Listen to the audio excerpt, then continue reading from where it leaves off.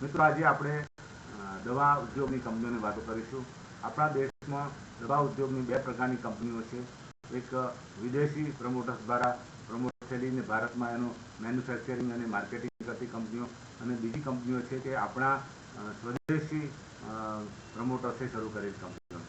આપણે વિદેશી કંપનીઓની વાત કરીએ તો આપણા દેશમાં ફાઇઝર છે, લેક્સો છે, બાકીની બધી કંપનીઓ છે, એબોટ છે, એવી એસ્ટ્રાઝેનેકા છે, આ બધી કંપનીઓ છે.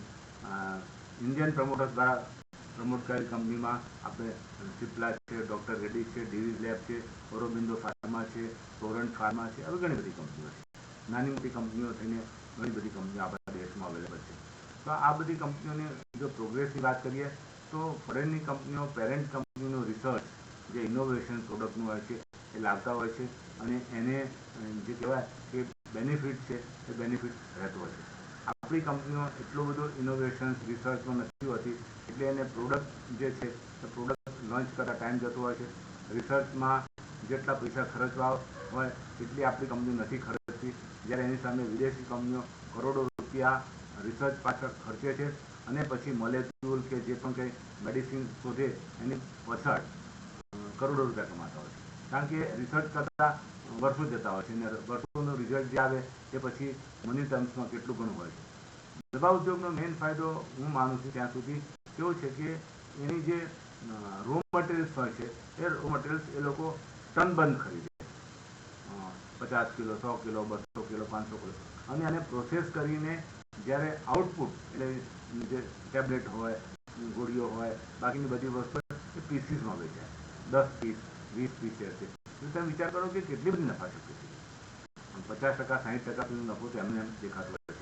એમના મેઇન ખર્ચા જે હોય છે મલ્ટીનેશનલ કંપનીઓ કે ઇન્ડિયન કંપનીના, એ ડૉક્ટર્સને આપવામાં આવતું કમિશન, માર્કેટિંગ ખર્ચા, ડિસ્ટ્રીબ્યુટર્સ, દવાના જે ડીલર્સ હોય એ બધાને આપવાનું કમિશન છે.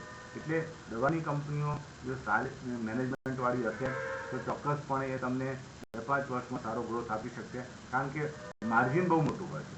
અને એમાં અમુક ડિસ્ટ્રીબ્યુટ માટે તો અમુક જ કંપનીઓ હોવાથી તેનો પ્રાઇસ એ લોકો દર વર્ષે જોઈએ તો 15-20-25% વધી જતો હોય છે. એટલે આવી કંપનીઓ જ્યારે જ્યારે કરેક્ટ થાય ત્યારે ચોક્કસપણે એમાં પૈસા રોકવા જોઈએ, કારણ કે આ કંપનીઓને જે માર્કેટિંગ છે એ માર્કેટિંગ તો એકવાર થઈ ગયું, એની પ્રોડક્ટ એસ્ટાબ્લિશ થઈ ગઈ પછી તો ડૉક્ટર્સ તથા બીજા બધા જે પણ કોઈ ફાર્માસિસ્ટ બધા રેકમેન્ડેડ કરતા હોય છે.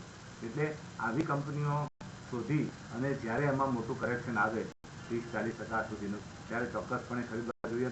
અને એમાં મલ્ટીનેશનલ કંપનીઓ તો ખાસ, એનું કારણ છે કે એને પેરેન્ટ તરફથી જે ઇનોવેશનનો લાભ મળતો હોય છે એ આપણા દેશમાં બહુ ઓછી કંપનીઓ છે કે જે ઇનોવેશન છે. એટલે સન ફાર્મા હોય કે ડીવીઝ લેબોરેટરી હોય કે ટોરન્ટ ફાર્મા હોય, એ બધી કંપનીઓ આપણા ઇન્ડિયન પ્રમોટર દ્વારા પ્રમોટ થયેલી છે. એટલે એમાં તમને ગ્રોથ તો મળે છે, પણ સાથે સાથે બીજા બધા બેનિફિટ ડિવિડન્ડના અને બોનસના પણ મળતા હોય છે. Thank you.